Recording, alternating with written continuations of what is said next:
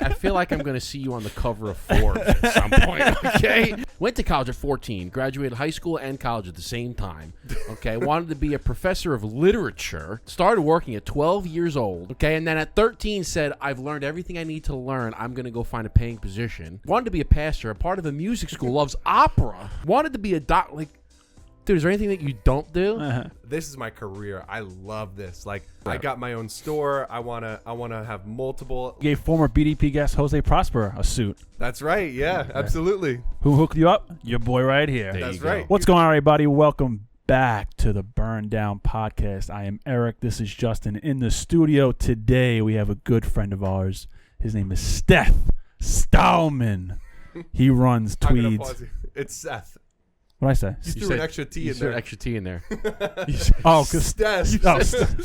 I was like the Steth Star. I was like, my bad, Seth. I was like, Steph. I'm like, have I been calling him? You know what? I got a tongue twister with the Stahlmann. Seth, my bad. This is my boy Seth Stahlmann.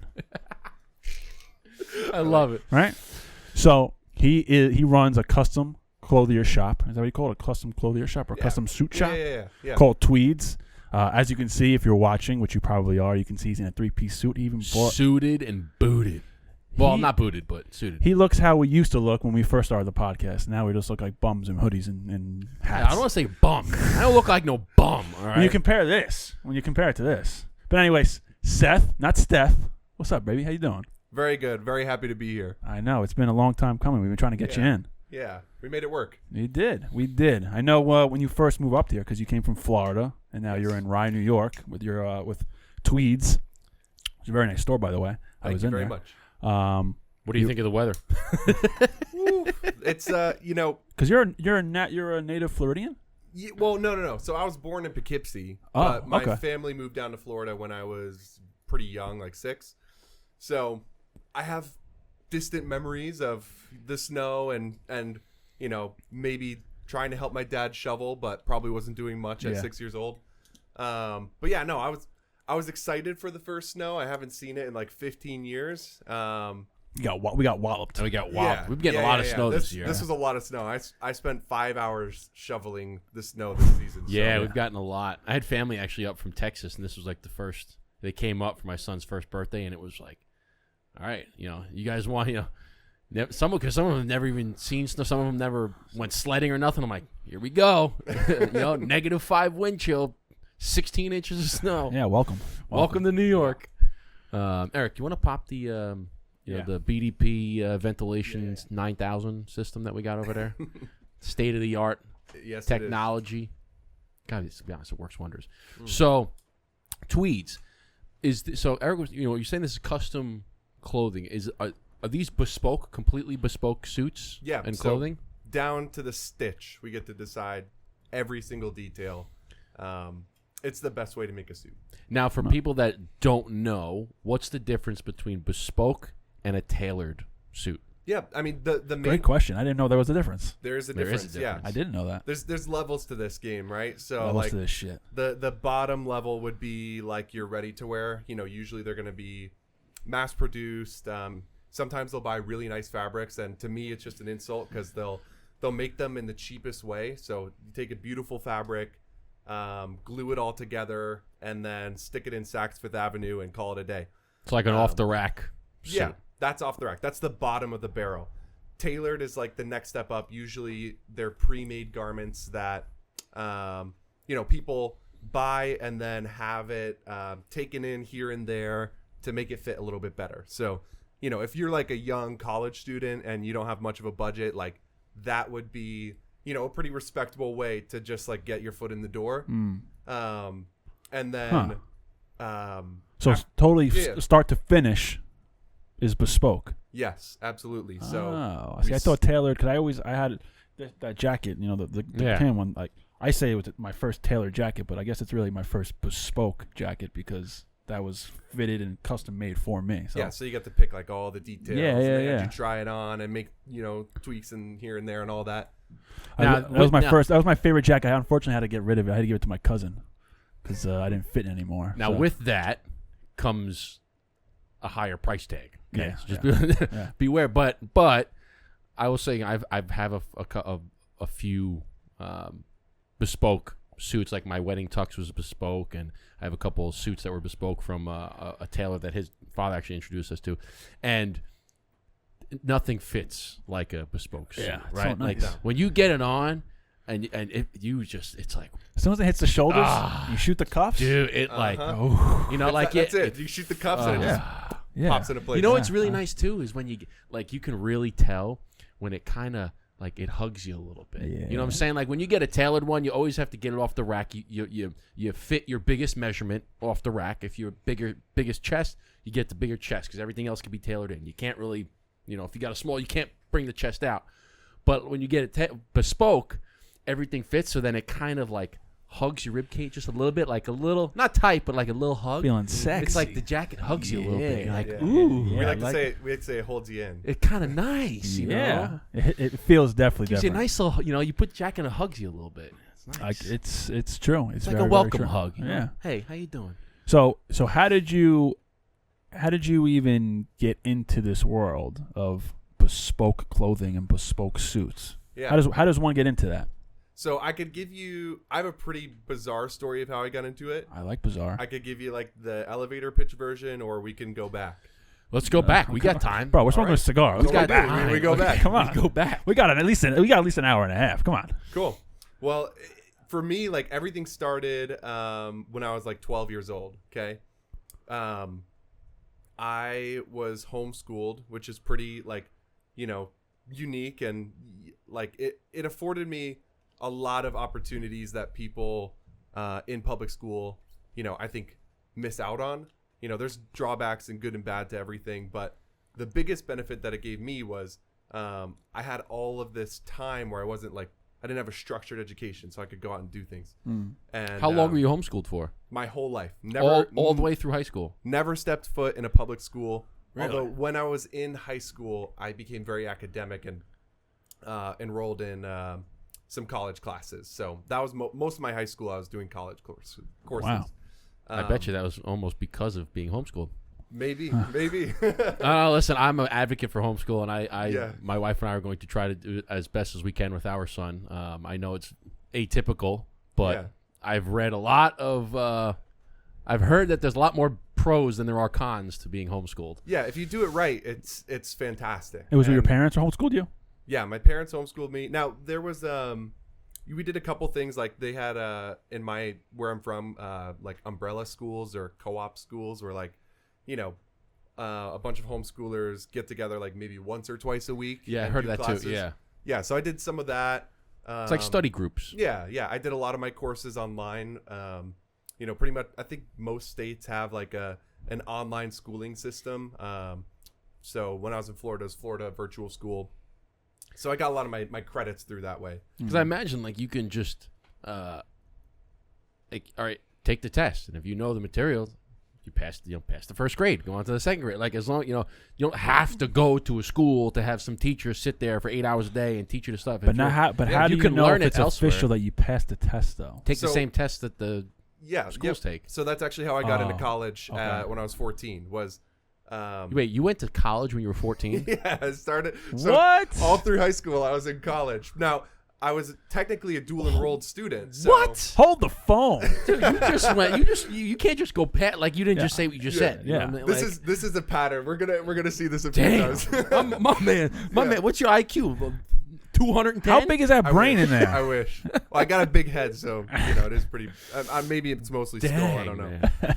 But yeah, Wow. so the way that it worked was like they have a test called the PERT test, and if you get past that test, it's like, all right, you can sit in class and take classes here at our college. So I took the test when I was 14, passed the test, and I was technically a dual enrolled student. So I was still doing my college or my high school classes at home and online, but I was able to do a certain amount of college credits every semester. So by the time I graduated college, I think I had like one more class and I would have my associate's degree at the same time as graduating high school. Damn. Oh, so you had like a head start. Yeah, exactly. So similar to where in high school you can enroll in some of the college course, like the AP courses or college level English and AP physics and all these things, and some of those credits will count towards college. So when you go in, you're like, all right, I don't have to take physics 101 because I took it AP. I don't have to take this. You can get ahead. You were a little bit more advanced than that, so that when you graduated high school, you didn't have just a few credits. You had 2 years associate degree. Yep, and then you could get your bachelor's in 2 more years. So my man's smart. So by 16, 17, you could have had your bachelor's, or you did have your bachelor's technically. No. My associate's degree. If I wanted to get my bachelor's, I would have gone after graduating high school, 2 more years of college. Well, at your rate, you could have done it in like 6 months. We'll see, maybe. That's what I'm saying. My man would have had a doctorate by the time he was able to drink. Okay. Yeah, exactly. That was the goal. Wow. But yeah, so anyway, I started working really young because I had the leeway to do it. So I got my first job when I was 12. At the time, I really wanted to like get into creative design, and really I wanted to make movies. Like that was my dream, was to make movies. So I found a startup.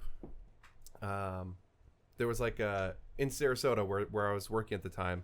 There was this like co-work space, almost like a WeWork. You've seen those. Mm-hmm. So there was a small business running out of there, and they were willing to take me on as an intern. And yeah, so that's where I learned like all the fundamentals of design, like color theory and dimensions, and all of the basis of knowledge that would go into later my suit career. Did they have to take you as an intern because you were too young to pay? No. So funny enough, it was just that was my way to get my foot in the door. Because I feel like you need like parental permission to work at 12. My mom said go for it, and actually for a while she was driving me to work. Like, because see you later, Mom. I remember I don't know how it was in Florida, but I remember here in New York you had to get like a special card. It's almost like, I think it was green. I think it was like a green card. Yeah, it was like a work card if you were under 16. It was only a certain amount of hours too to work, like because of child labor laws. Like you couldn't just be like, I'm going to work full time at 12 years old. Like I don't know if they're similar where you had to get some sort of like it's similar with a driver's license. Like if you're under a certain age, you got a learner's permit. Yeah. So if you're under a certain age, you got like a worker's permit. Did you have to get one of those or no? To get one of those? No. So what ended up happening was I got my intern, and no money's going anywhere, so no paperwork, nobody cares. No money. Yeah. Right. Well, so what happened was I interned for 8 months, and after 8 months, I remember I messaged the woman I was working for, and I was like, hey, I think I've learned what I need to learn. I'm going to go try and find a paid position now. Thank you for everything. And she How old was were you? I was still 12 at the time, almost 13. So 8 months. You said this at 13 years old. You got a lot of social awareness at 12. Well, being homeschooled, he was already in college at 13 years old. I mean, come on. Yeah. He was gearing up for college. I'm just talking about just like the your social awareness and the way you it sounds like you presented yourself pretty well. Saying I was a lot dumber than I'm making myself sound, but no, that come was on, a pretty come smart on, man. move. That was a smart move. Listen, being able to graduate and have an associate's degree right when you graduate high school, you ain't dumb, bro. I don't know what I was doing at 12, but I was definitely not doing what you were doing. So this is the Butter Up podcast. Oh, I'm blushing. Come on. But yeah, so then she turned right back around and was like, all right, what if you just stay with me and I pay you? So $1 million a year. And you're like, that's exactly what I wanted you to say. Yeah, maybe. That's my dark psychology there. I said, you don't have enough money to keep me here. So yeah, it was great. I worked with her for a few years, and like I have to give her so much props because like all of my opportunities are like just like 1 or 2 connections away from that first internship. Like I met and I'm sorry, what kind of establishment was this? So she ran a business. It was like just everything creative, graphic design, web design. She was like an animator. She did motion graphics, all of that. So got it. Yeah, and like I met another person I ended up working with for a really long time, like through collaborative work with her, and then through that second person, I met the owner of Tweeds, and that like literally 2 connections away from that first opportunity is. Well, they call that 3 degrees of separation, right? Yeah, exactly. Like you're just you're just a 1 person, 2 people away from the next big thing, and absolutely there you are. Now you're working for Tweeds. Yeah. And you said at the time when you met the owner of Tweeds, he was basically a startup slinging suits out of the back of a car or a truck. Yeah. So, big time jump. And what year was this? That I met the owner? Yeah. I got to think. Because you're pretty young. What are you, 24? 23. Yeah. He's a young kid. When we were at the Circle Networking event in Stanford, we were smoking a cigar outside, and he's got a kid, he's got a family and everything, and moved from Florida to New York. I'm like, how old are you? You have kids too? One right now. And I'm like, dude, how old are you? Like 28? He's like, no, I'm 23. I'm like, bro, what? 23? I was going out buying bottles at the fucking living club. Life in the fast lane, bro. Yeah, I don't know. Maybe I gotta be honest, but you're very, very mature for. I don't want to sound like you're a father. Like, oh, you're mature. Bro, you're more than 10 years older than him. I'm more. Yeah, I'll be 36 this year. I'm 13 years older than him. Okay? But I don't want to sound like that. I think you might be the youngest kid on the podcast. But I'm just saying, like, you could tell that you're a mature guy for being 23 years old. You're much more mature than most 23-year-olds that are still in college. Just getting out of college. Like, I don't know what the heck. Graduated with a hospitality degree. What the fuck am I gonna do? But I would probably, you would probably agree with me that comes from homeschooling as well. Is you're every day the people that you're talking with are all adults. It's like your parents, right? Yeah. And your parents are you're not like talking with the same kids. You're talking with your adults, and you learn. I gotta communicate with adults because that's the only person I'm communicating with right now for however many hours a day. Yeah, because they say like you're the average of the 5 people you spend the most time with. So if you're spending the majority of your time with adults, you're gonna be an adult, and that's what it kind of sounds like. Because there's actually it reminds me of a couple that my wife and I had met on the trip that we took when I proposed to her. We were down in St. Lucia. We met a couple. They were from Alabama. We wound up befriending them, stayed in touch. We invited them to our wedding. They made a big trip out of it. They went and saw like Niagara Falls because they were up, hey, if I'm going upstate New York, I might as well, we already drove from Alabama. I might as well drive a little bit forward and go Niagara Falls. The kids always wanted to see it. Great. And they have 3 kids, and they homeschooled, all 3 of them. And they still are, and they're not quite out of high school yet, but they're still homeschooling. And I remember that when they introduced themselves, you were there, right? I was at your wedding, yes. No, but I don't know if you remember those kids. No, I do. You're like, this is the couple we met from Alabama. It was 3 kids, and they were like respectful, articulate, like mature. And like I was the little. I think you're more mature than me. There was 2 boys and a girl, and they came up, and like the older boy, he was couldn't have been more than like 14, maybe 12, something like that. But he'd come up and he just said, they said, hey, these are our 3 kids, so blah, blah, blah. And he goes, hey, nice to meet you, Mr. Heisek. You have a wonderful, wonderful venue here. Thank you so much for having us at your wedding. I'm like, and he shook my hand. I was like, how old are you? I'm 12 years old. I'll be 13 in a couple of months. I'm like, what? And then the little girl, the way I remember it, she gave me a curtsy. She's like, very nice to meet you. I was like, what? Like, hold on. Come sit down. Let me hear your life story. Like this, they were so mature. And I'm like, they were homeschooled. And like, here we are. Another one, homeschooled, very mature. I was like, damn. I'm freaking homeschool my kid. Anyway. I mean, I think it's a mixture of things, like, I did spend most of my life, like being around other adults, often in business or academia. So I think I just held myself to the same standard, and it grows you up quick, know, and having a kid on the way grows you up really fast too. So how old were you when you had a kid on the way? Yeah. So I guess we should work up to it. Cause I was going to say, we bounce around a little bit. Okay. Yeah. And like we're skipping over like a million like wacky detours. Like I wasn't always like just totally focused on like business and entrepreneurship, and like I had a lot of like detours. You're not a guru, you're telling me? Right, you're not a guru? So let's go back to this case. So you were, 12, almost 13. You had told this lady, hey, I think I learned what I need to learn. I'm going to go find a paying position. Thank you very much for everything. Yeah. Where did you go to that? What position did you jump into?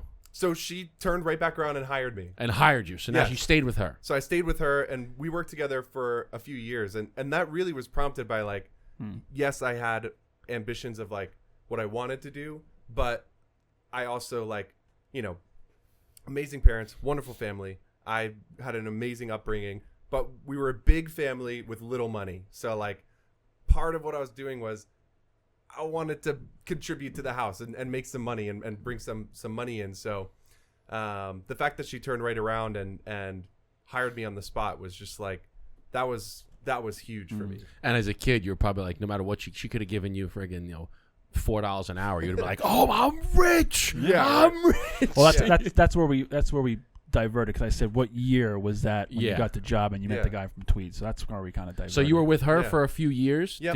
Did you leave her to go someplace else and then go to Tweeds, or did you go right from her to Tweeds? No, so I was with her for a few years, and then the company got taken over. Long story short, and I figured it was my time to exit out and like see if I could fly the coop that like I had been sitting in for a few years and get a job with someone else. Like I wanted I wanted a better position, but B, I wanted to make sure that like other people saw that value too. So I got a couple odd jobs in the Gap, and then ended up working with another guy who's also creative, doing the same kind of work.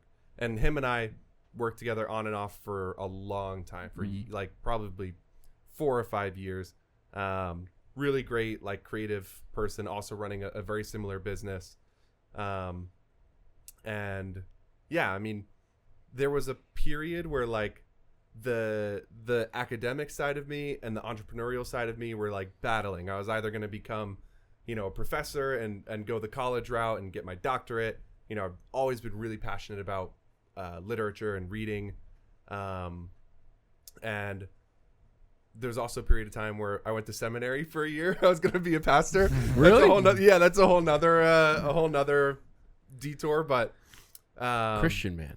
Yeah. So, but yeah, then I kind of ended up in this place when I was around like 18, where I've been dating the same girl from all through high school, and how'd you meet a girl during homeschool? So I was gonna ask that. I'm like, high school, weren't you homeschooled? So like, So all through high school we dated, but we met at one of the things that everyone in my family did was we were always in a music program, and my music program of choice was opera. So, dude, hold on a second, dude. This, I feel like I'm going to see you on the cover of Forbes at some point, okay? This dude, this guy, graduated college, went to college at 14, graduated high school and college at the same time, okay? Wanted to be a professor of literature, okay? Started working at 12 years old, okay? And then at 13 said, I've learned everything I need to learn. I'm going to go find a paying position. Then now he says, "Oh, I'm part of the music. Wanted to be a pastor. A part of a music school. Loves opera. Wanted to be a doc. Like, dude, is there anything that you don't do?" I try to make sure I'm always doing something new, Jeez, so I can keep making people's heads spin. I imagine you're inspiring a lot of people to do more. Yeah. Like, you think you're doing more enough? Do more. Yeah. Can always do more. Wow. But yeah, God bless you, man. That's awesome. I met who's now my wife when I was 13. We both sang opera together. So you sang opera too. Yeah, we both sang opera. You didn't say that. You didn't say that. You said you liked opera. Yeah. You're an opera singer. We sang opera. So we. Oh boy, so he's got a voice too. Sarasota has a tremendous opera house, the Sarasota Opera House, and they have a youth opera program, and it is one of the most legit music programs for the youths out there. The youths. Yes. There's no H. Youths. Yeah. Every year they throw on like a full-blown main stage opera production, and all of the cast except for like every now and again you need like an adult for a role, but otherwise like the whole cast, the chorus, everything is all youth opera, like high school and middle school students. You still dabble in opera a little bit here and there? Dude, I listen to it. Bro, we've been doing a podcast for the last 6.5 years. I was gonna say, do you still sing? I do have to throw a little shout out here. I was invited to an event for the Greenwich Opera. I don't know if you guys know the Greenwich Opera, anyone through there, but they're like right now. I don't think they have their own like opera house. I think that's something they're gonna work to, but they threw an amazing event, and I was lucky enough to be able to sponsor the event nice as Tweeds, and Can you give us a little soundbite of what you sound like? No. So we could probably find something, but Maybe, yeah. You can. I you wanted can dig to it up. ask because I've heard this about. I've never been to the opera. I've never been. You should go. I'm very interested in going for what I've heard about it. Mm-hmm. I've heard that you either absolutely hate it and you're like, nope, don't like them, and you just like don't like, or you fall in love and almost like moves you to tears because it's so beautiful. Yeah. I heard that there's like no in between. Yeah. Black and white. Yeah, it's either don't like it, not for me, or you're like, oh my gosh, I'm gonna cry. This is so beautiful. Yeah. I think opera's like any other medium. Like, I don't think I've ever met somebody who just flat out doesn't like movies. You know, like That's a good point. I don't think it's a make it or break it thing.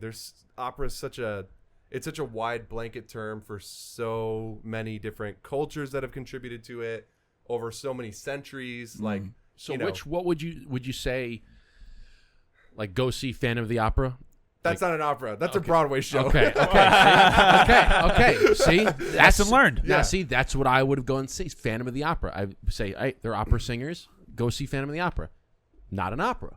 What would you say to go see? Like, as the first one, what would be one? The starter kit. Go check out this one. Starter kit. I think Madame Butterfly by Puccini. It's one of my favorites. Where is that in Manhattan? Is that in the city? Yeah, they do it. They're actually doing it in Manhattan, like right now, and over the next few months. But they do it. You know, they perform it all. Tour. Other Now, opera houses put it on. Is it like the movies where you have to get dressed up? You Dress cannot up. show up in a sweatshirt. I mean, I've not been to an opera in New York yet. It's been on my list since I moved here. But when I was in Sarasota, everyone dressed up. you for the got to opera. dress up. It's like Yeah. going to a gala. Yeah, Yeah, I don't feel like you show up exactly. in like a hoodie and jeans. No. It's you got to go in with some class. You know, I would love to do that. I would love to just. We should go. I told Boys my trip. wife, I was like, "Hey, would you Boys be trip to the opera house. Like, would you be interested in going to see the opera?" And she's like, "No, I would." She's like, "I never really thought about it, but it's an experience. You know, you go once. If you don't like it, you don't like it. But you know."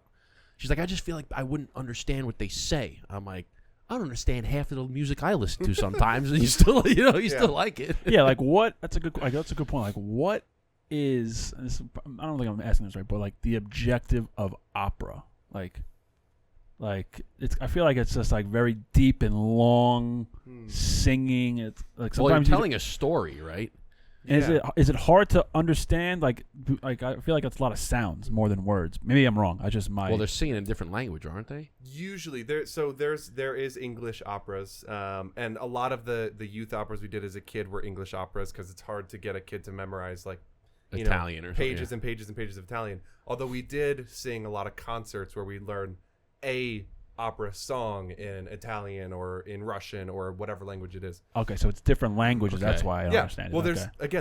there's like so many countries over hundreds of years have contributed to what we call opera, right? So it's essentially a music genre. Like you would say, there's rap, there's it's an hip art hop, medium, there's rock, right. and Okay. there's German rock, there's Russian rock, there's American rock. So it'd be the same thing as opera. There's Russian opera, there's Italian opera, there's German opera. That's interesting. So is Andre Botticelli opera? So Andre Bocelli is an love- opera singer. I love Andre. Okay, And so he is. He's amazing. Yeah, Andre he sings a lot of opera. Bocelli He sings a lot of other stuff too, but That's I the only actually- song I know. I saw him. I believe I saw him in concert with my mother. She wanted to. I believe I saw him How do you not know? because it's vague. I don't know if it was. I think it was him, but I'm not sure if it was his concert or if he was like a guest for an orchestra of some. I don't remember exactly the concert name, but I remember going with my mother and sitting like in the floor seats, and you couldn't really see much because everybody's on the floor. You're not like up the sides, so you just see the person in front of you. But I remember going. It was great, beautiful. you're just standing there like, sounds like Andre Bocelli. I mean, she loves So great she and beautiful. loves You him. couldn't remember if it was opera. No, or she not. loves him, but I don't listen. Yeah, I don't listen to him on a daily basis. But I've heard some songs, and I just know the one popular song, and you brought up Step Brothers before, and that's Yeah. yeah. I can't sing. I'm going to butcher it. All right, let's. Okay, we go off. Past, the rails. so we passed opera now. We're You met your wife, opera singing. Yeah. So, we stayed together. liked each other so much we never broke up. I tell people, like, people hear I'm homeschooled, they hear I was raised Christian, and I still am. Landed totally differently than I was raised, but yeah, raised Christian, homeschooled. Like, they think like I'm some kind of, like, you know, there's some kind of arranged marriage or something. No, we met in a secular venue and just liked each other so much we never broke up.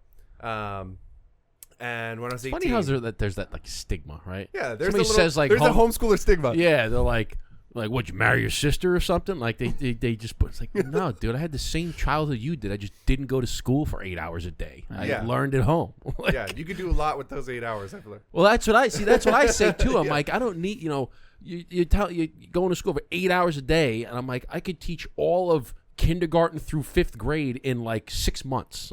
Like, what do you learn? You learn like algebra. You learn a couple, you know, some how to read and write. Like, you could do that. You can just shorten that. Yeah.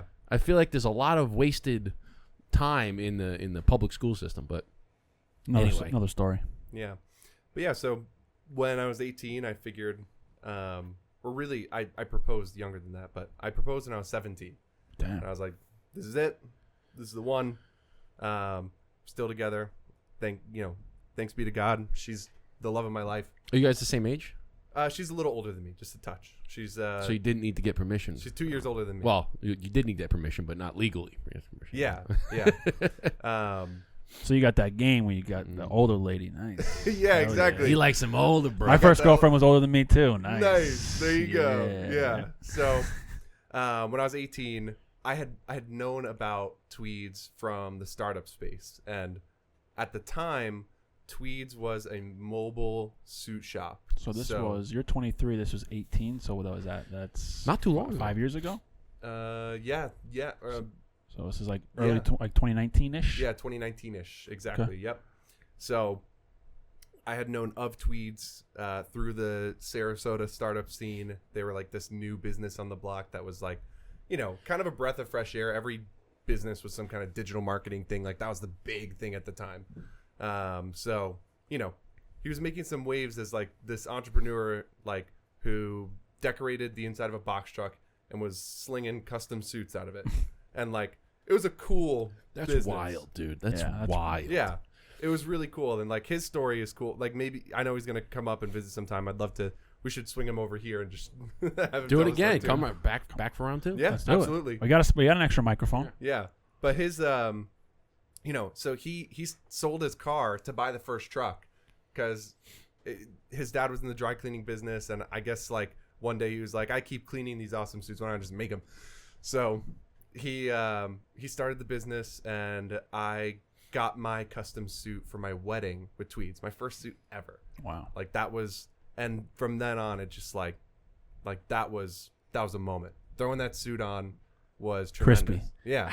Yeah. So prior to meeting this guy at Tweeds, And what's his name? Who's the owner? Donald Donald.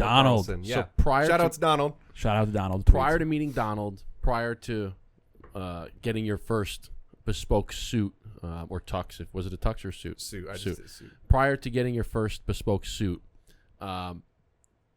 you said you were kind of in the creative space a little bit, but you said that you wanted to do movies, and you got into this creative space of all different, you know, creativity, whether it's, you know, digital marketing, whether it's movies, whether did you always have a thing for fashion, or did it come when you first put that suit on? You're like, this is kind of what I want to do. I think it really started with the suit. Yeah. 'Cause, like, I never really thought about what I wore so much.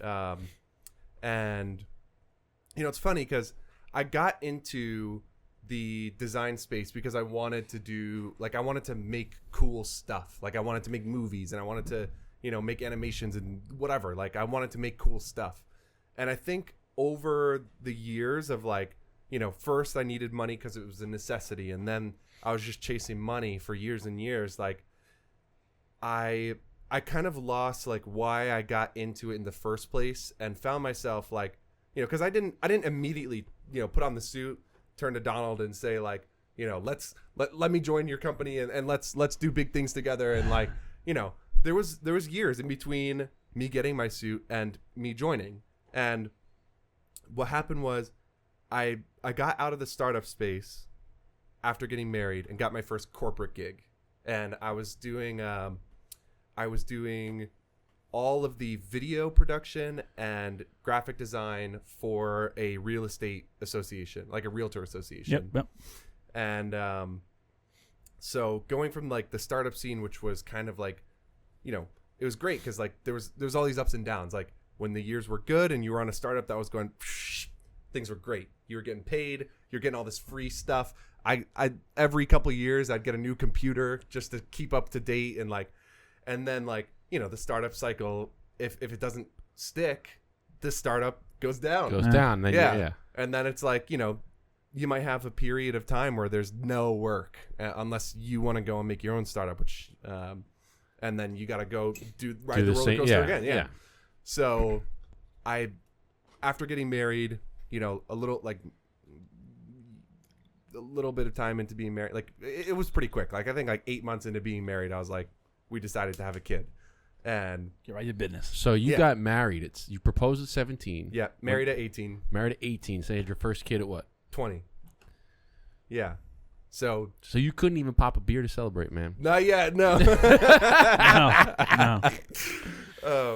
I think if I remember correctly, Did you have an alcoholic beverage when your son or Yeah. was it a son or son? You have a daughter, right? I have a daughter. Yeah. Yeah. 3-year-old now, huh?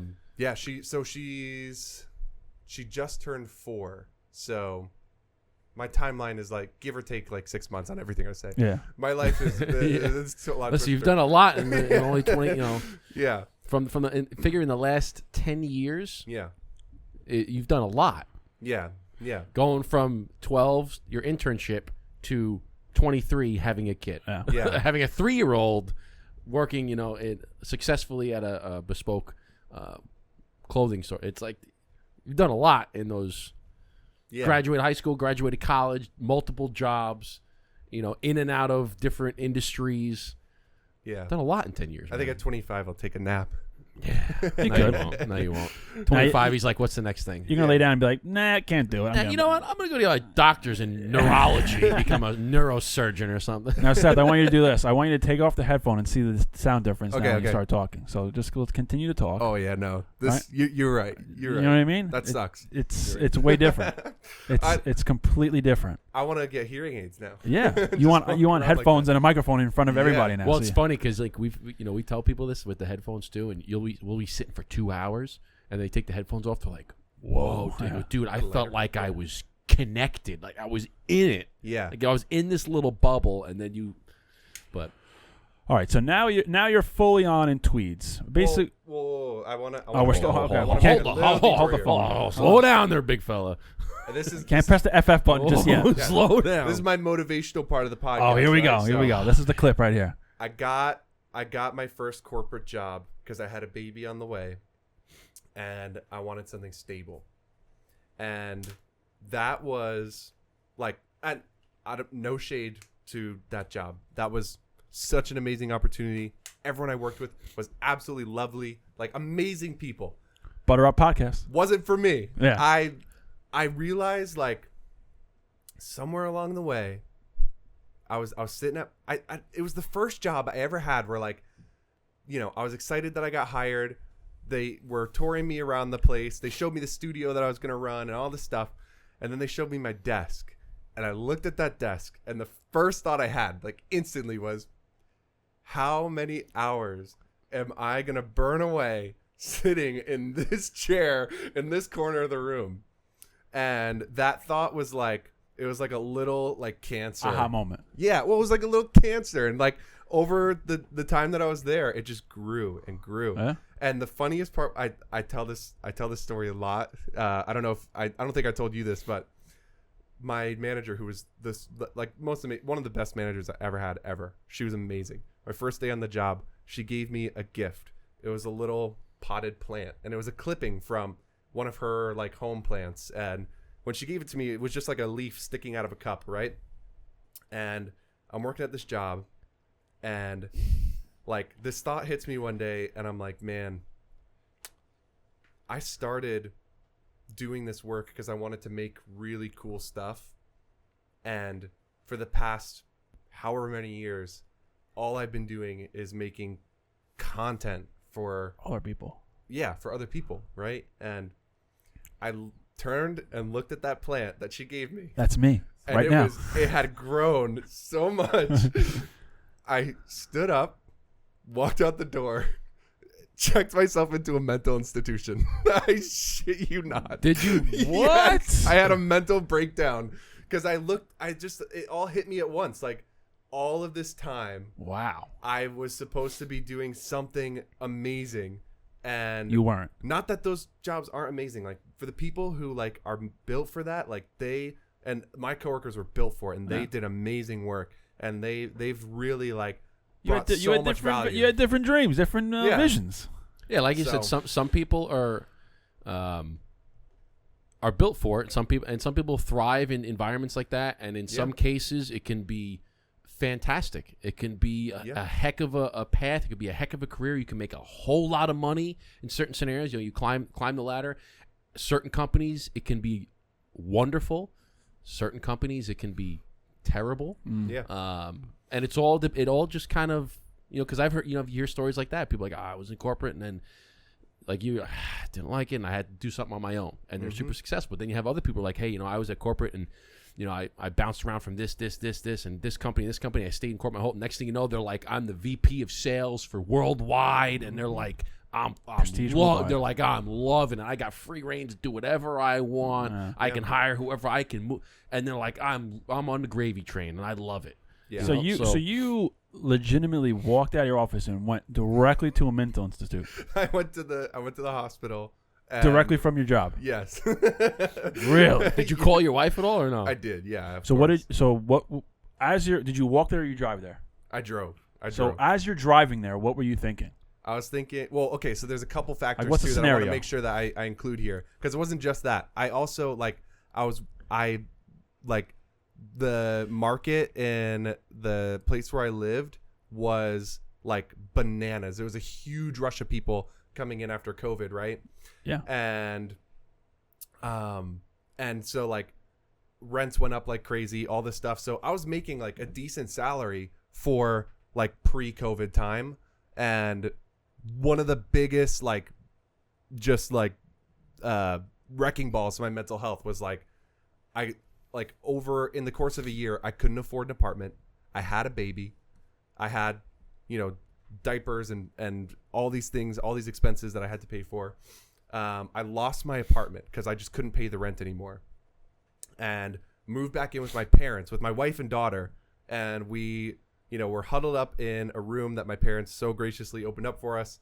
But it was just a low time in my life. And I'm working really hard and realizing like, it doesn't matter. Like, it doesn't matter how hard I work.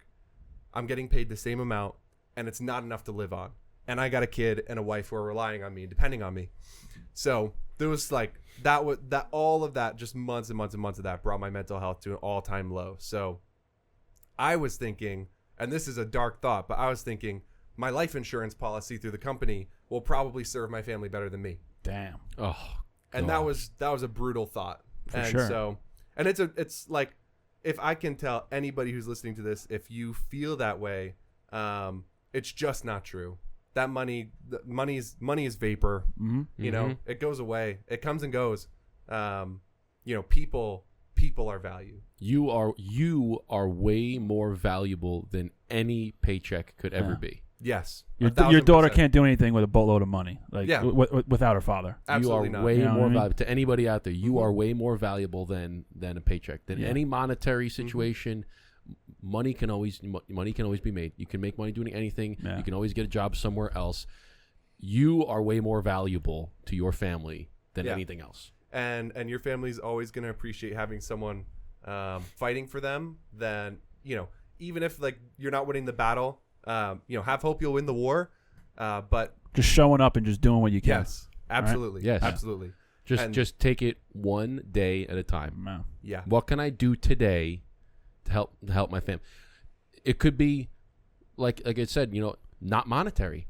There's so many other things. Just your time, spending time with your family, with your daughter. Yeah. Making her smile, taking care of her. The really little things that you don't really think about or you take for granted. Yeah. Like I was sick for 2 weeks, and with my daughter and my wife, and that was the first time ever since she's been alive for the last 18 months where we didn't have one interruption. No one came over. We didn't go out anywhere. It was just us three all day, every day. And we looked at my wife and I were like, this is pretty sweet. Like this. Yeah. In my family, we call it GFF, good family fun. Mm-hmm. So I'm like, this is some good GFF. Like we're with each other every day. We're on the couch watching a Disney movie. We're playing with her over here. We're taking a nap over here. Me and you are making lunch. We're laughing. We're doing. There's no interruptions. We're not worried about your parents coming over. We're not worried about where we got to go. We go where we got to rush. I'm like, this is I'm glad this happened. I'm glad we got sick. Yeah. Because I took a step back and I was like, this is a pretty interesting moment where, because me personally, I kind of just like, I'm always going, on to the next, not until like either I sit down or like I have a moment where I think about stuff that I'm doing or have done or things that are happening where I'm like, I should reflect. Most of the time I don't reflect. I'm just like going. And one point where my daughter wasn't sleeping in the middle of the night, I'm like, this is a lot of good like quality time that we take for granted because it's like, oh, it's another day, we're sick. But at the grand scheme of things, my wife and I were like, we get to spend all day. We don't have to worry about really work. Just us. Just taking it. And my daughter now, she's 18 months, but for us, it was like, this is what's important. You know what I mean? So yeah. I'm glad you're still here, buddy. I'm glad you're here smoking a cigar with us. I never would have done anything. That's why I went. I was like, I need to like totally. I need to. I'm at rock bottom. I need to completely reset. So what was that process like? You went to the hospital and said like, I need to talk to somebody. Yeah. No. I just told them like, I can't be alone right now, and they were like, they got it. They were like, okay. Okay. And how long are you there for? So they put me in a room in the hospital for the first night. And that was like prison. And then they took me in an ambulance to an actual like institution the next day. And that was really nice. It was very interesting. Like, I wish it wasn't so stigmatized. Like, maybe like what's stigmatized? Like, I think a lot of people, like I've told this story a couple times and the reactions are always fun. Cause like a lot of people know me as who I am. And they're like, oh, are you like a little bit crazy? It's like, but I think it was just a really solid like reset. I was there for 3 days and then I rose on the third day. There we go. But I think that's being completely honest. And I feel like that's what a lot of people go through, that they don't act upon it. They just let it, sit inside or fester, and then something more dramatic can happen. Exactly. So, you're a good example of saying like, I just did something about it. I didn't care what anyone thought. I didn't care what was going to happen. I just did something about it. And it was great. Like, I was in the good ward. There was like I was in the G ward. They call it good. The A ward was. You were in the cuckoo. You were in the cuckoo bird. The cuckoo's nest ward. Yeah. No. The cuckoo's nest was a completely different wing of the place. And what did I do? I just they had like one-on-one therapy sessions. Someone sat down with me and helped me like work through like my plan and like how I was going to like make meaningful changes after I left and yeah, it was just like, on the third day, I just knew like, and I have some fun stories from there, maybe for a round two or something, or like over a beer, microphone. But like on the third day, I was like, all right, I'm good. And they processed me to leave, and I came home and my wife gave me a big hug, and I just sat down and I was like, all right, we're gonna make a change, and we're gonna do something to really, I'm at rock bottom. I'm technically homeless. My parents are the thing standing between me and being homeless. It's only up from here. Yeah, it's only up from here. Exactly. And so, well, that's a beautiful. There's like a beauty in rock bottom. So 1,000%. There's only one way to go. Yeah. Yep. It's up. Yeah. And it's a beautiful thing to realize, like, well, shit, no matter anything that I do now is up, is positive, is moving forward, right? Like, it definitely doesn't matter what it is. It's going to be, it's moving forward. Yeah. I do like that you said that, like you had risen on the third day. I don't think that that's a coincidence. I mean, you being a Christian man, you probably don't think it's a coincidence either. No. That 3 days, man. There's some magic to that. But sometimes Did that's you- just what you need, man. You Yeah. just need Yeah. like a reset and just like a take a step back. And Yes. you know, Mhm. I had a similar instance, like probably around the same, no, probably like your age now. Like my first job out of college, I was doing door to door selling Verizon, FiOS, internet, and it was like a straight commission job. And I call it the poor man's Wolf of Wall Street mentality, like The Office. And Yeah. I was doing it for like a year, and then there was one day, and like how the setup was, like you go into the office, you practice your pitch, you practice your product knowledge, and it's like I had a different vision of what me working in the world was, not in like a industrial little office with like. I had my friend Keto on, who owns a watch company, who I met there. So we were telling Justin all these stories, like these war stories that we went through, and I remember my dad's been in with the same company. He's in the corporate world for 30 plus years. Him and my dad worked together, and he would always be like, "Hey, ask people, ask people this, ask people that." And I'm like, "Okay." And like the responses I were getting, like way different than I was expecting. And I remember being like 6, 7, 8 months in, I just woke up, and I remember you go to the office, you do your thing, and then you go out to lunch, and then you go into the neighborhoods and you start knocking on doors. And I remember going out to lunch, and I said, I'm going home. I can't do this today. And I remember just going home and just like going in my bed and kind of just like laying there. I'm like, what the fuck am I doing? Like, I'm freaking out. Like, where is this leading me? What am I doing? Like, what are the goals here? Like, what's the objective? And I had a moment where I just needed to reset. And then shortly after, like maybe 2 months or 3 months after that, I was like, all right, I'm out. See you later. But I know how that like reset kind of feels. Like you don't really like, where is this leading me? Where am I doing? Like there's got to be more to this. So Yeah. Did you have you ever felt like that, Justin? what's that? Have you ever felt like that? You need a reset? Oh yeah, I mean there's been times where you definitely need to take a step back and kind of, like you had said, reflect on, all right, am I doing what I want to do? Am I doing what I'm supposed to like be doing? And at times like that, being a Christian man is that that's when you have the conversation. You sit there and pray, and you have conversations with God, and you ask Him for guidance. Say, listen, I need some help here because I don't really know what to do. I don't really know if this is for me or if this is the right path.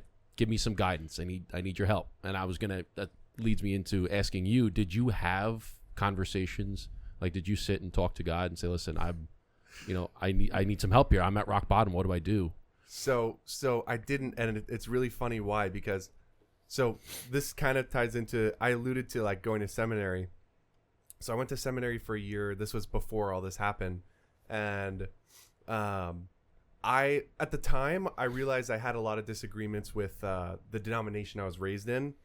And I, at the time, being young and actually dumb, believe it or not, I took that as like, this is actually God. Like I don't think I believe this. And so when like that period of time where I wandered totally away from faith, was when like that was when all this is happening. So I wouldn't have called myself a Christian at the time, and I was not devout in any way, shape, or form. And I think there was something really, like, looking back, it's such a God thing. Like, even in this period of time, I asked my mom to pray for me when I got out of the hospital. And, I told her that I was thinking about making a career change. And I was like, even though I didn't believe any of it, like at the time, I asked my mom to pray for me. And she was like, she told me, I think God's telling you to go. And yeah, so kind of to give a little, like, shed a little light on that situation. One of my pet projects at the time, and still like one of the highlights of my life so far, was I was producing a podcast. And the host of the show, like, I was all behind the scenes. The host of the show still is a great friend of mine. And we brought Donald on as a guest, the owner of Tweeds. So he just had one store and was talking about doing his second one. And so I don't know what clicked in my head, but I was like, I know design, like, through and through. Like, I'm a designer. I know colors. I know dimensions.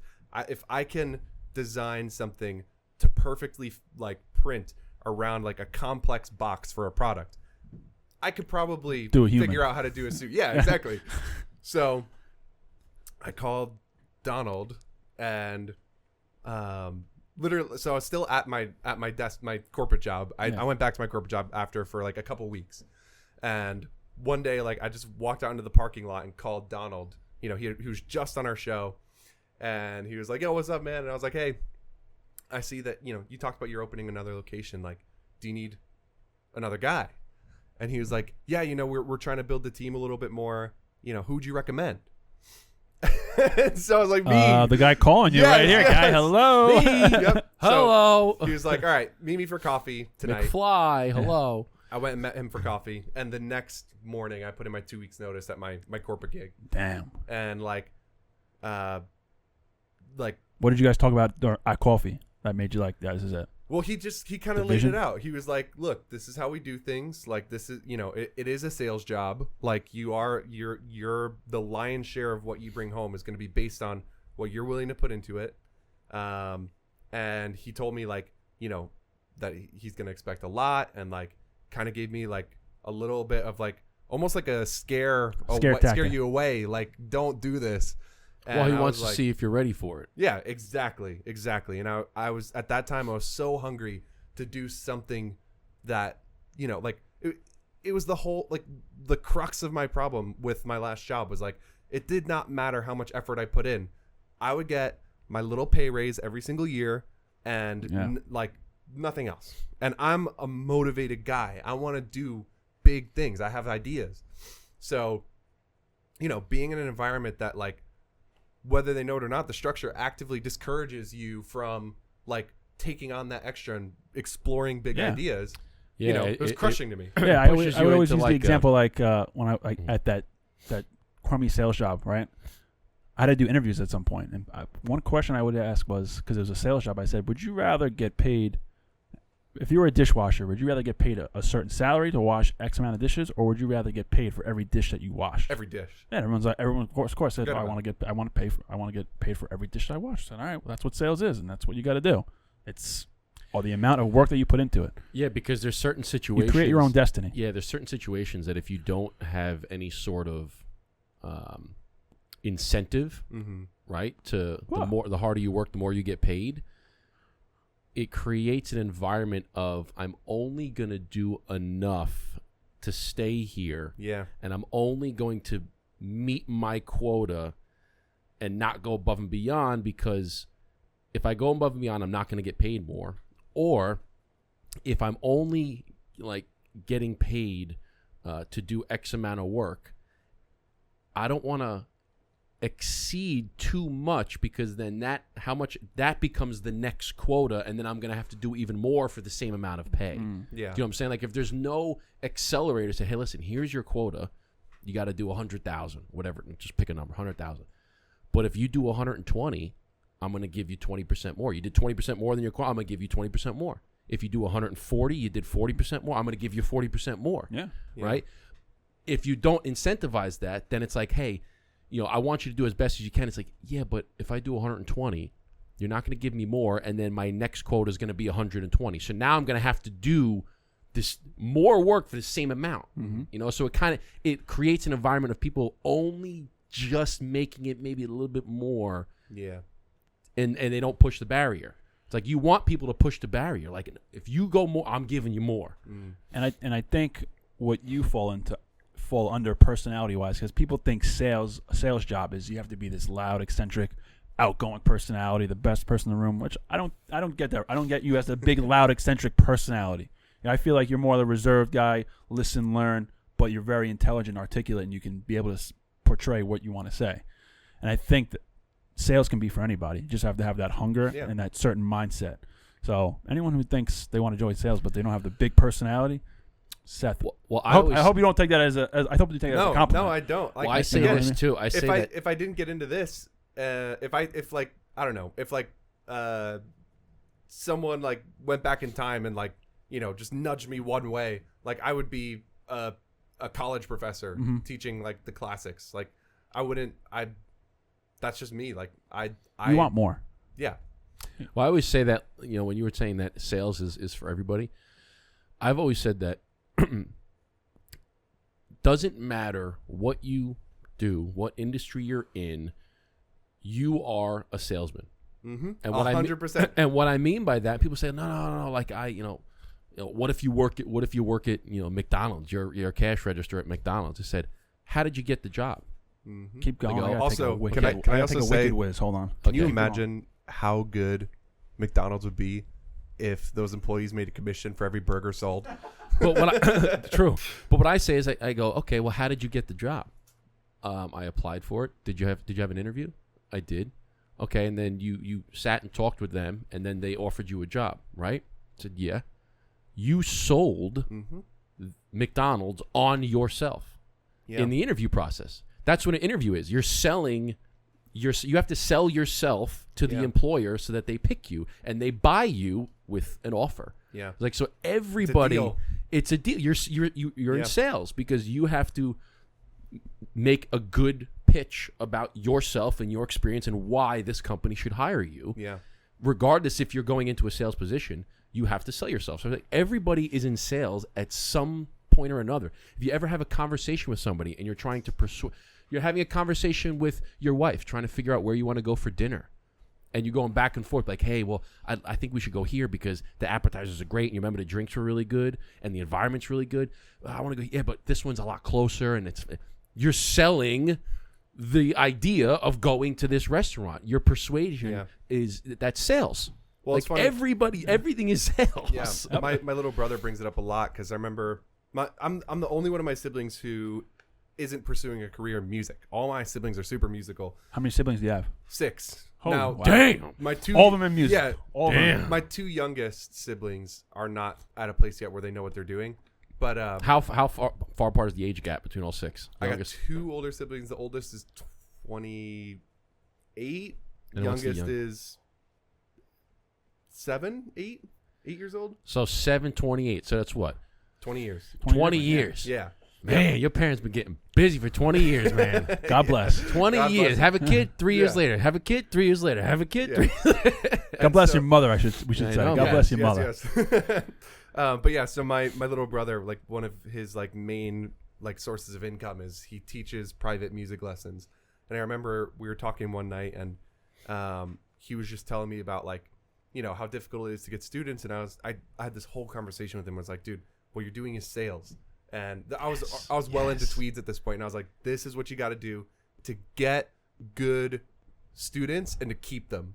And he was just up last month visiting me here in New York, and he's telling me again, like, man, that conversation that you and I that totally changed how I think about this. Yeah. Like, I'm a salesman. When you switch that mindset to everything is sales, it's like you go to the next level because you're like, if you're doing it just as like, oh, it's just a job. I'm just going to get a job, teach, get another one, teach, get another one, teach. Like, no, but how can I sell this? How can I market this? How can I grow? You can do, okay, I'm going to bring in for every person I have. If you bring me another student, I'll give you 10% off of your next session. Could be a deal. Not one way to market it. Now I'm going to bring in more students. Be like, okay, how I can do instead of just one thing. If you stick with me for 10 lessons, I'll give you a 10% discount. Or just different ways. How else can I market it? I can maybe go to every single high school in my region and go to the music department. Be like, hey, can I put up a flyer? Do private lessons for this, and this instrument. If you have any students that are really looking to go into that field, or they need a little bit extra practice, or they got a solo coming up and they want some.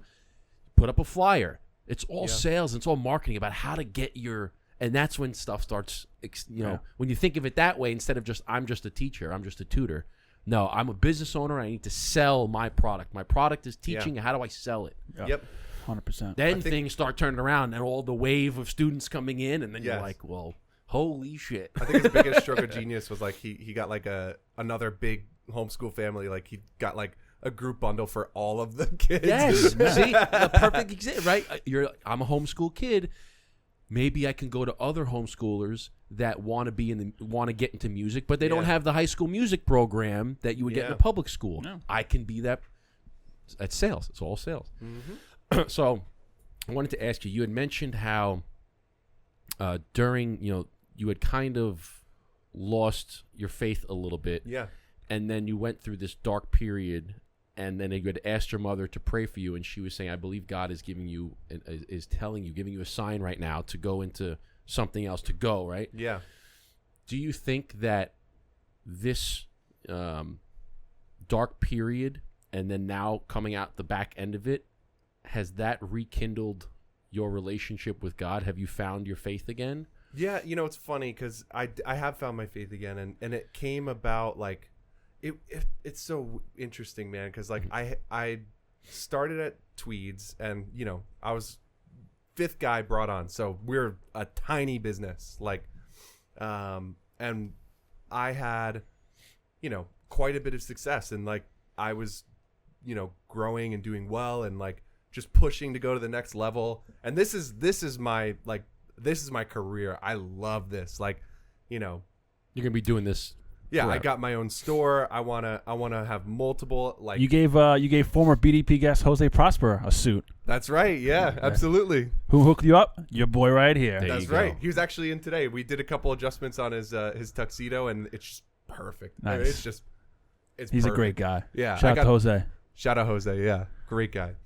But yeah, so like I was in such a great place when I came back to faith, because I was just like things were going well.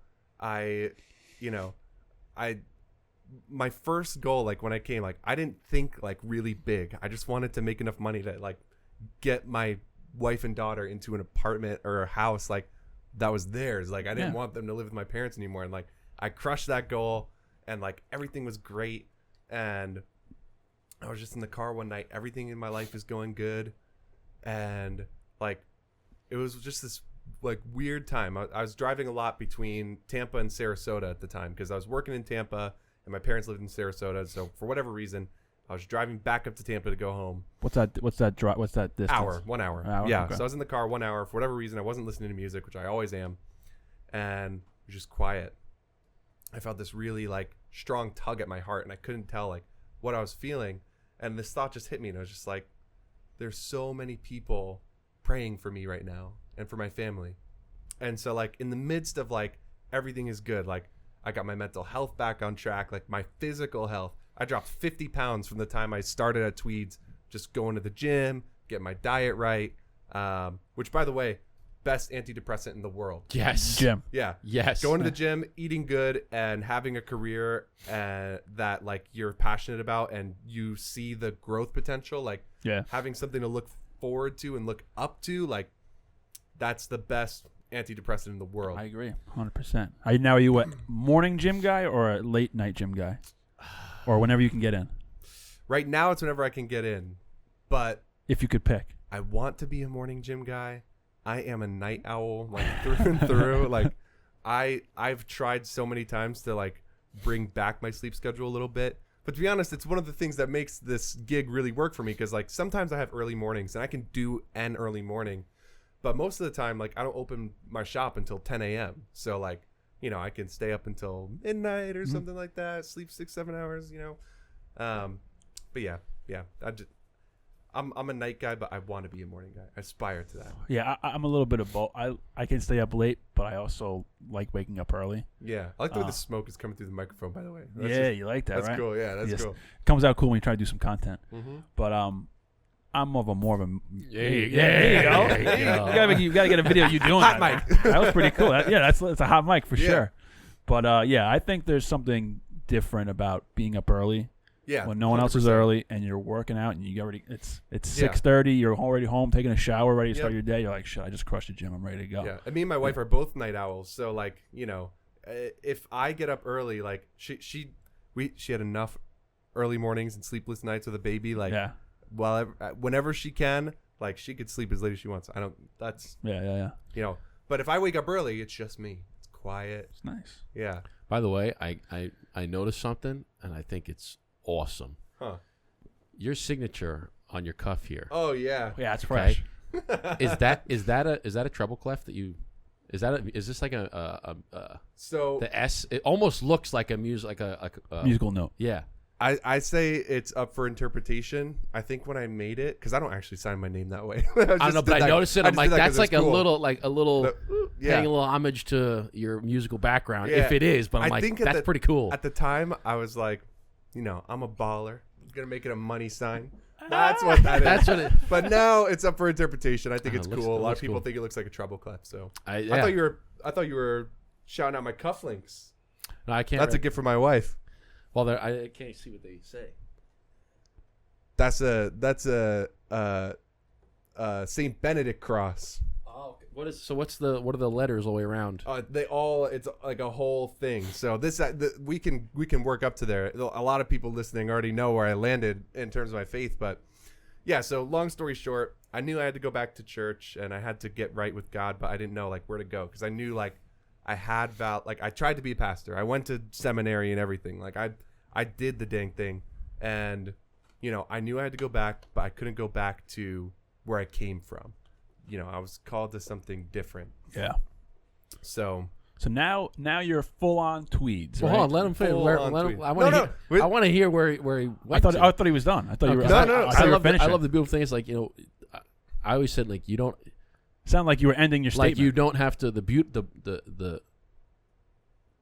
beautiful thing is you don't have to go anywhere yeah, to talk to God. no, You can talk to Him right now. yeah, And that's the beautiful thing. It's people say, well, I want to go to church. I don't know which church to go to. I don't know how to talk to.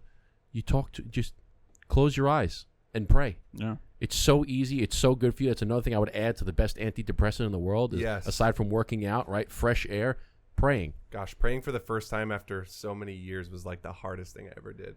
It's like- hard at first, but then you realize Yeah. once you get into it, you realize how easy Yeah, it's like, and it feels, you feel great. It Yeah. feels good. It's so good for you. You don't have to go into a church pew and sit down at the cross. You don't have to. It's great. Do that.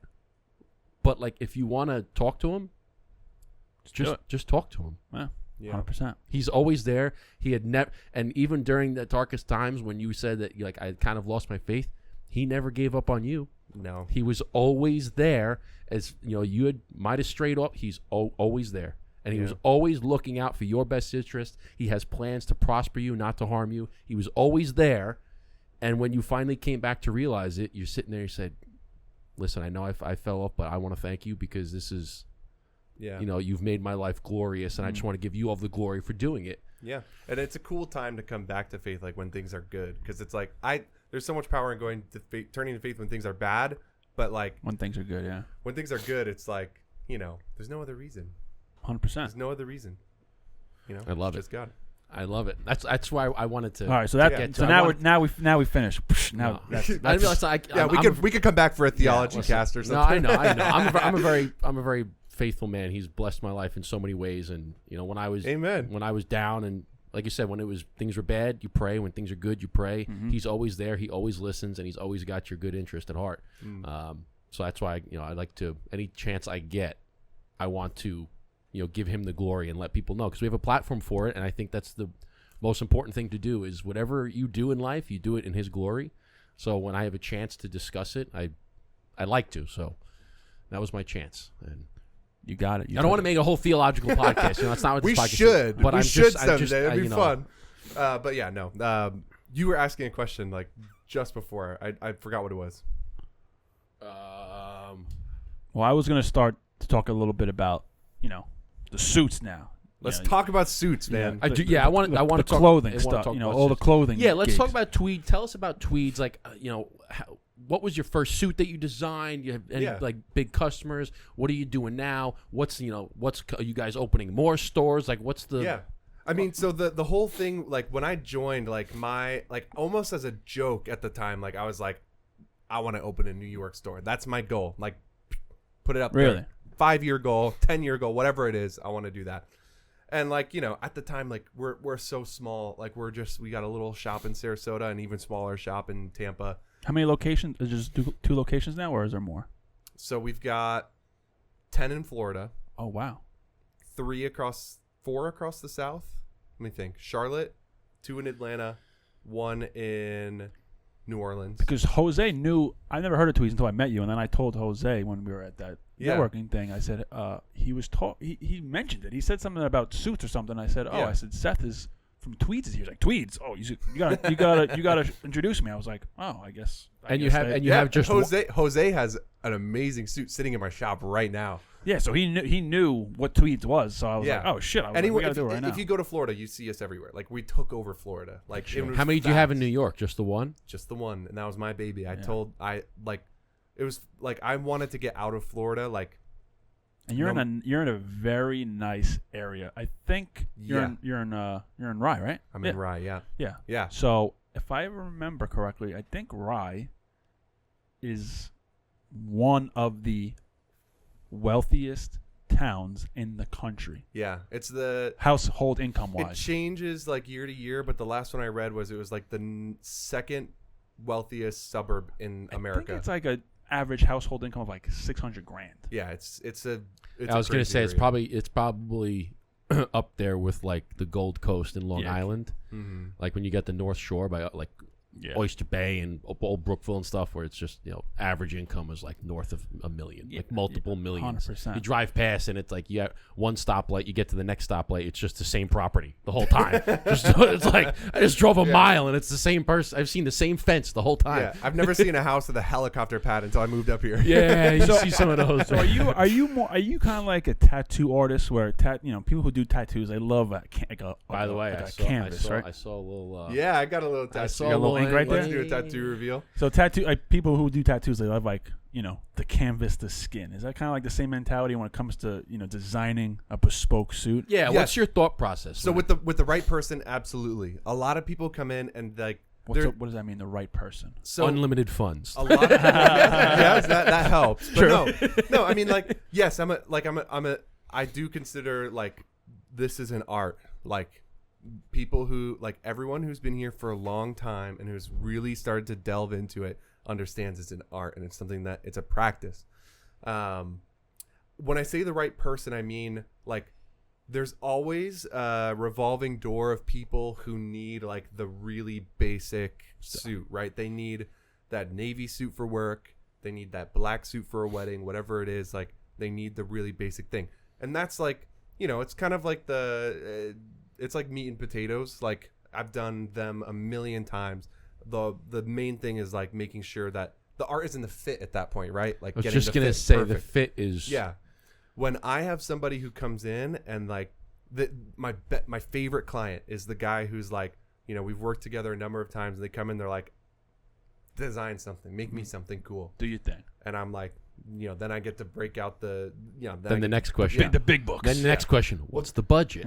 What are we working with here? What's the most over under 10 grand, over under 20 grand? What are we working with here? And it's not even like you got to pay more for like something really cool. Like there's a lot of cool stuff in all of the, like our books and price ranges. It's just like, someone who has the bravery and the mentality to be like, I want something different. And I want you to put it together and make something cool. All right. I was going to say two-part question. I have. Yeah. So this is actually a two-part question. This is a two-parter here.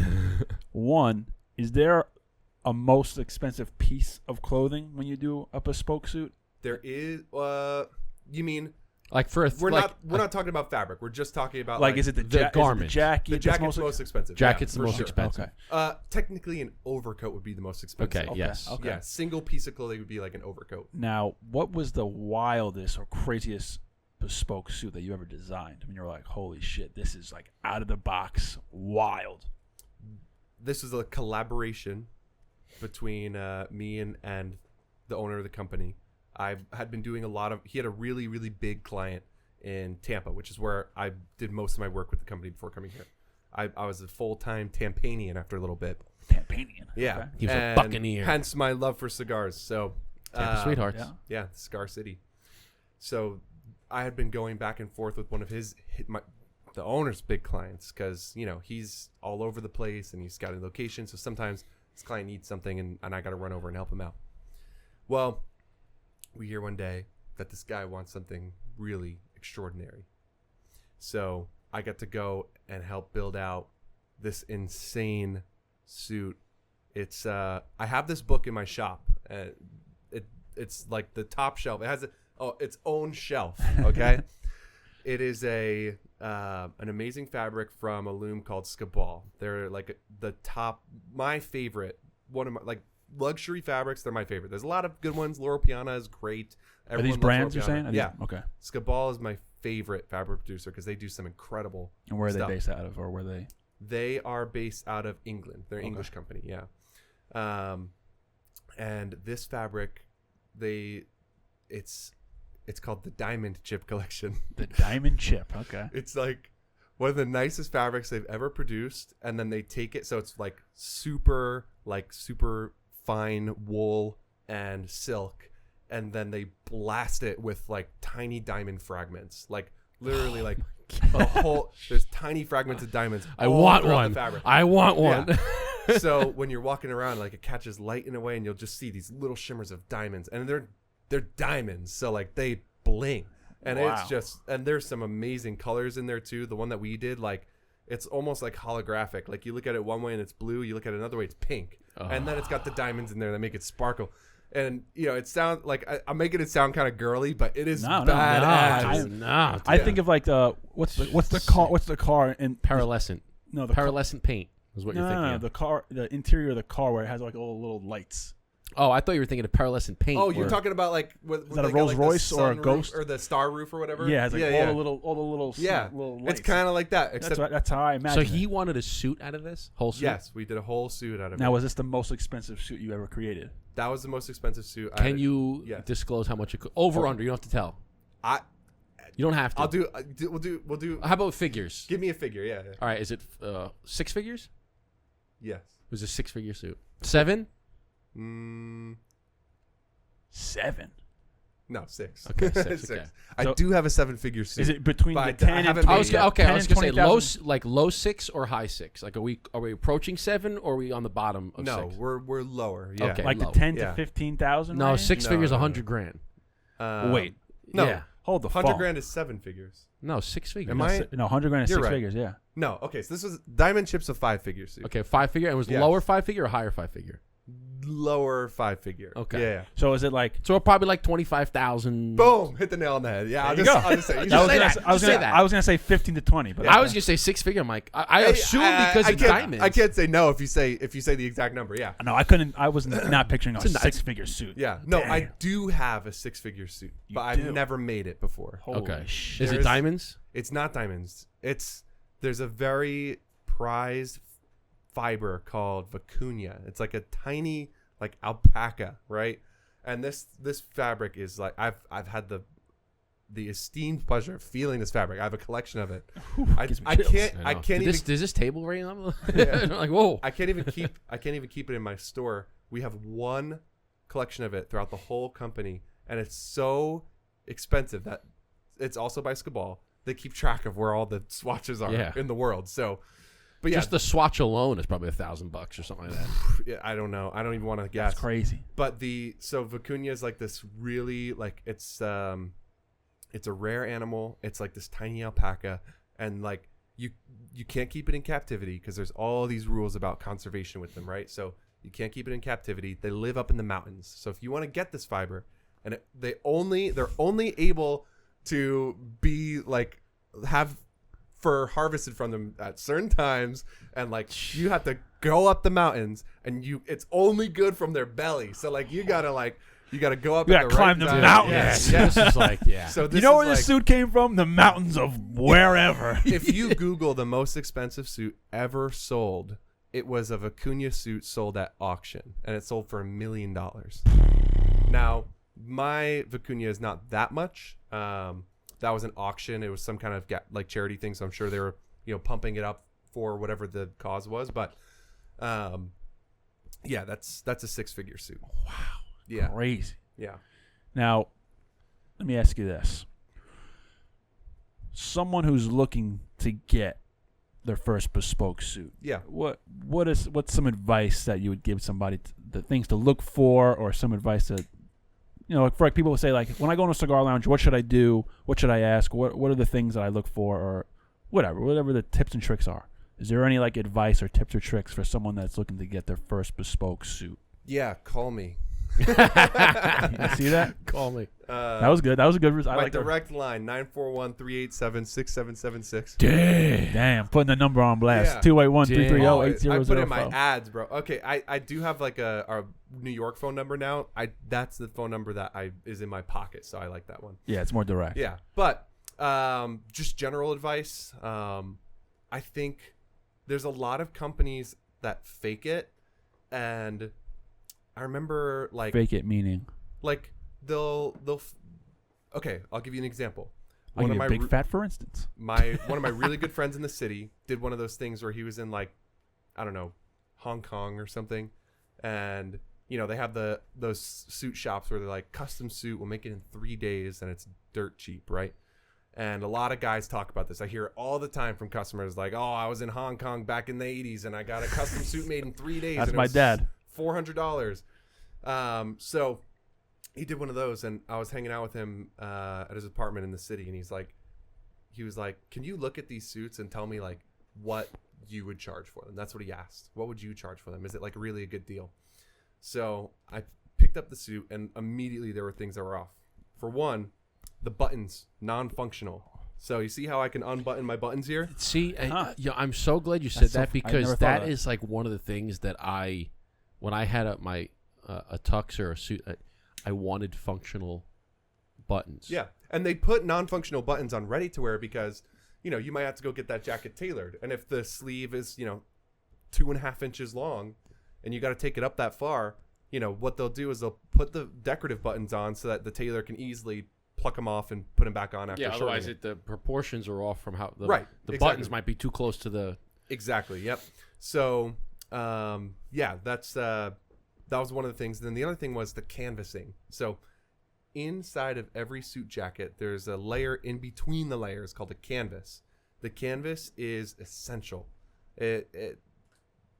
What a lot of cheap manufacturers do is they glue the layers together because it's the quickest way to do it. Okay. You can see on my suit, I can actually move the layers independently and pull them apart. Yeah. Mm-hmm. Yeah. Okay. Like all the layers move independently. Sure. That gives your jacket years and years of lifespan. Does it kind of give you like some girth? Well, no. The canvas gives the jacket its structure, right? Without a canvas, my lapels wouldn't sit like this.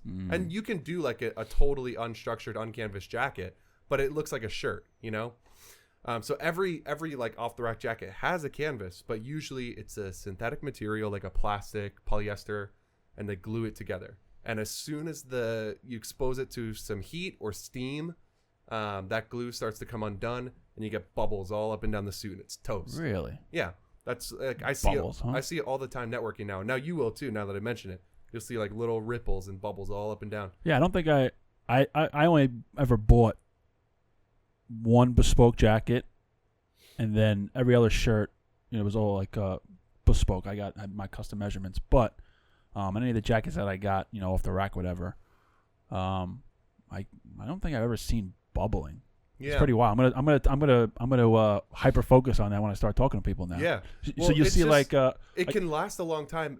It's the dry cleaning that usually makes the glue delaminate. Is it like kind of like when people do their own window tinting and they get exactly. Okay, that's what I think. That's exactly what it's like. Okay. You'd be like, oh, that guy did a terrible custom tint job. But I could tell, like, I picked up his jacket and the layers were glued together. I could not move the layers independently. And I asked him, I was like, did they let you pick the details? Well, they, measured me up. Okay. Did they let you pick the lapel shape and how wide it's going to be? No. Did they let you pick the liner? No. Did they let you pick the buttons that they put on it? A lot of these places will let you pick buttons because that's easy enough. They didn't even let him pick the buttons.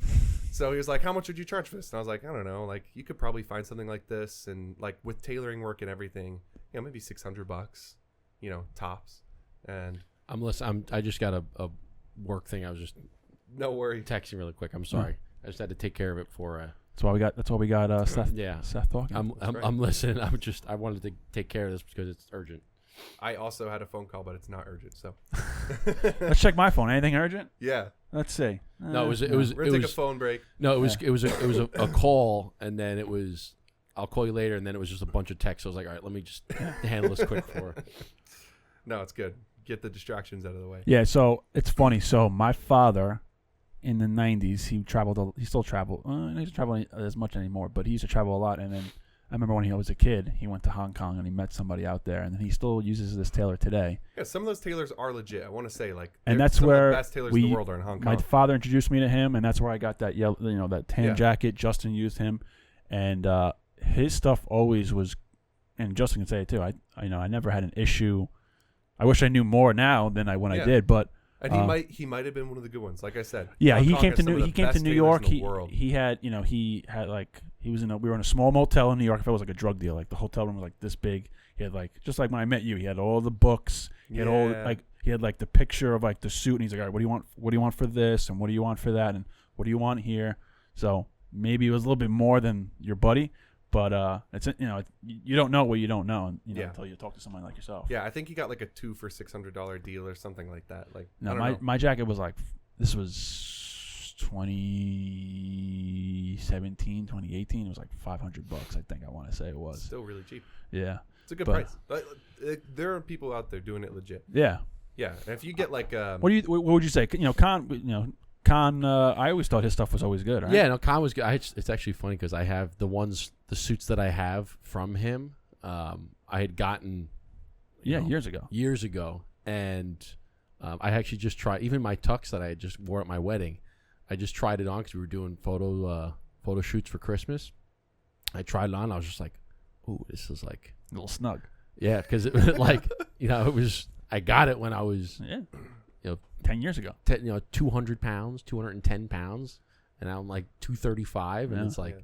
Well, you know what they say about calories. They're those little things that go in your but, closet at night and tighten your clothes a little. Well, listen, little humble brag here. It doesn't fit because I put on muscle, so I was like, I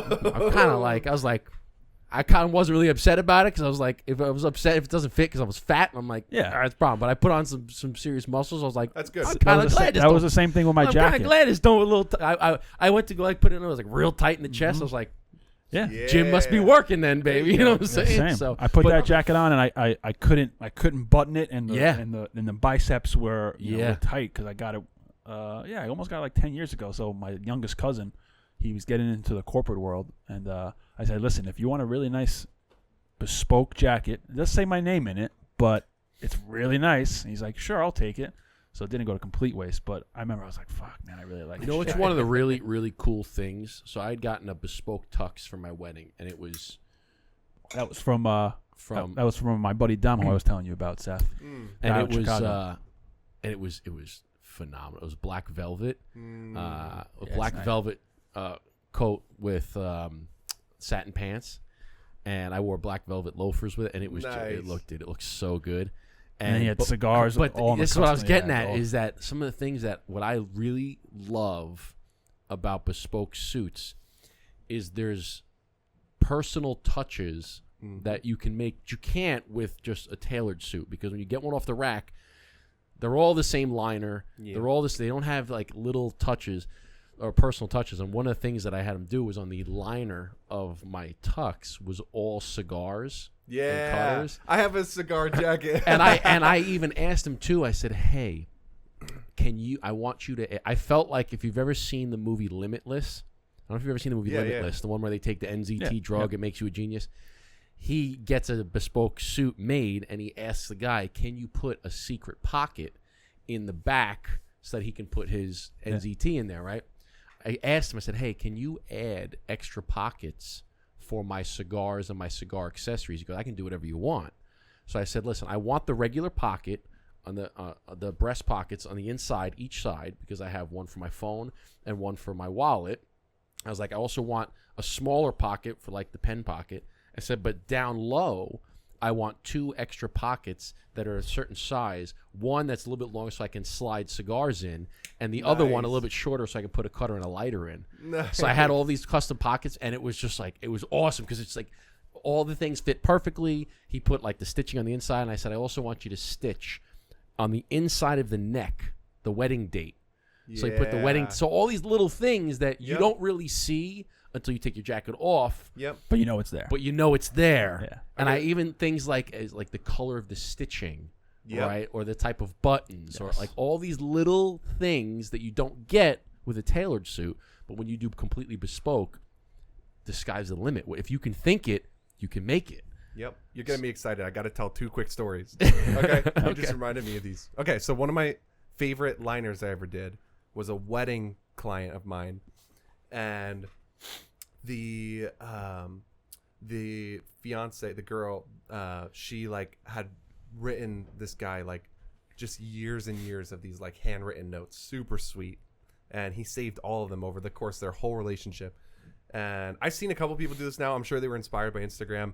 I was so happy I got to do the same thing, but he scanned all of these notes and he was like, can you print this just in a collage in the liner for the wedding suit? That's cool. That But and that's the thing That's is that really cool. when you're taking pictures, you don't see it, but you and your wife, you know that it's Yep, there. when you want to and show it's them. such Some a, of those notes were saucy, bro. I had to, Saucy. Yeah, I yeah. wasn't trying to peek, but some of them were. Some of them you're like, There's a reason it's on the inside. Yeah, you're like, okay. I might put that one on the back. Yeah. Then another one I wanted to tell. The extra pockets reminded me of this one. I had this guy come in and I have a video of this suit on my Instagram. I did a copycat for my own. But there was one detail I didn't put in the video or do for my own. This client of mine is like a high profile, like bodyguard type guy, right? So, he walks with celebrities when they're outside, diplomats, things like that. And he had all of these like insane specifications for his suit. Like he wanted Bulletproof. Well, we didn't do bulletproof. Like Keanu Reeves. I can do a Kevlar suit, but I haven't done one yet. That's on my list still. He wanted the buttons to be like, decorative on the outside, but it's actually held together by button snaps, so he can rip the jacket open if he needs to reach for his gun without pulling off the button. So it looks like a real button, but Yep. it's like a magnetic or It's a snap, like it, like snap, like breakaway pants. Yeah, kind of. And we did it for the cuffs too, and that's in my video. My favorite part of it though, we did it out of like this performance stretch material, so the whole like you could book it, like run, sprint. Yeah, so he's basically Keanu Reeves. Yeah, basically. But the John Wick. The best part was he asked if we could put a holster on the inside of the jacket. Yeah. So I said, absolutely, we can. There's no. So he's calling me, asking me these things. This was a call-in guy, and so I'm like, bring your sidearm in with you, and we will like take its measurements. So he brings his gun in. I put it on a piece of paper and make a tracing, get all the measurements I need, and we built a holster into the reinforced by the side seam into the jacket, and it just closes with a little button snap. So it's just he can just rip it open. It was a breakaway. That's cool. So that's really cool. See, that's quick action. Ba-ba. And that's what you get with Bespoke. Like I said, if you can think it, you can make it. There's no, there's you figure out a way. And for you, it's probably great because you're like, I'm never going to tell you no. Yeah. Like aside from complete extravagant things that are just not possible. He goes, I had one guy give me like an AI design that like had all these pieces like floating and stuff, and I was like, that's not even physically possible. We're like, if it's physically possible, can I do this? Yes, you can. Can I do this? Yes, you can. I'll figure out a way to do it. If it's physically, the answer is if it's physically possible, I'll make it happen. And I'll try my hardest, but if it comes back where it's not physically capable of doing it, then I can't do it. But to you, it's probably super cool because you're like, shit, I've never put a holster in a suit. Yeah. I'm going to figure out a way to do this because this is awesome. Yeah. Yes. And that's where, again, going back to like, that's when I can really get like the artist side of my brain going and do something really cool. That's awesome. My last thing we wanted to ask you. Yeah, we're coming up. Because you're a young guy doing a lot already. But a lot of guys your age, 23, don't like cigars. I understand you grew up in Sarasota, Tampa area. So Tampa obviously being the cigar capital of the United States, Little Havana. When did you get into smoking cigars, and why do you like cigars so much? Yeah. Well, the suits. Because how did we get introduced? How would that happen? Who introduced us? Someone introduced. I think Tony introduced us. Was it Tony? Yeah, I think it was Tony. And it had to be Tony. Had to be. Okay. Yeah. Well, the cigars came after the suits. So first things first, get a nice sport coat or a suit or something and go to a cigar lounge. That's an experience. Yeah. Tampa has some amazing cigar lounges, and that was a cool environment to get into cigars. But really, it was like I had my coworkers who were, older than me in their 30s and 40s, they were into cigars. So like, when I started closing some bigger deals and making some headway, they were like, all right, we're going to go celebrate. Let's go to the cigar bar. And that's where I really started to fall in love with it.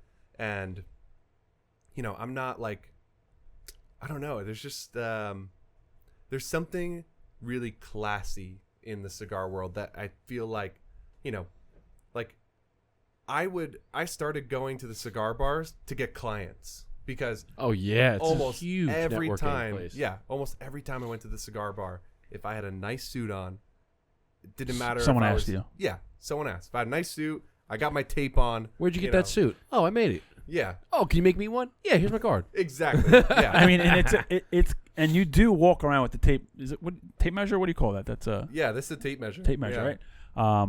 I did notice every time, most of the times I see you, you always have like it's kind of like a chain for you. I do. Yeah, this is my chain. Well, you know what? I imagine. I want a gold one. Well, I imagine because you never know. Like you can go to a cigar lounge, Mm-hmm. and you could be in a suit, and somebody comes up to you, and they're like, "Wow, that's a really nice suit," and they're like, "Yeah, well, I make them. I run this shop. If would you like a suit?" And they're like, "Yeah, like absolutely. You know what? I really want this. You're like, you know what, Matt? We take your measurements. Boop, boop, boop, boop. You can do it right then and there. Yep. Take your measurements. I'll send you. I'll send you an idea or something like that. See if I have because you can get some guy that's, what? Why don't we do it right here? Cool. I'll do a measurement right here. I think it's only happened for me one time, but it has happened. But if you never had the tape measure, you can't do absolutely. the I mean, and that's why I liked originally cigars. I just like the classiness to it, and I like the suits. Wearing a suit and smoking a cigar with the suit. I always thought that look was like super gentleman, super classy. Yeah, if you're in a cigarette smoking place, like you're not gonna. There's no elegance to it. No. No, there's no elegance to that for sure. And like, don't get me wrong. Like every now and again, like go be a dirtbag, do whatever. Like, but if you want to like step it up and like, do something classy, like go where the guys who smoke cigars are. Yeah. Do you have like a certain type of cigar, like certain brands or stuff that you like? Yeah, I have a #1 top dog right now. Ooh. I haven't found it since I moved to New York, but this was my cigar when I was in Tampa. It's this company Sin Compromiso.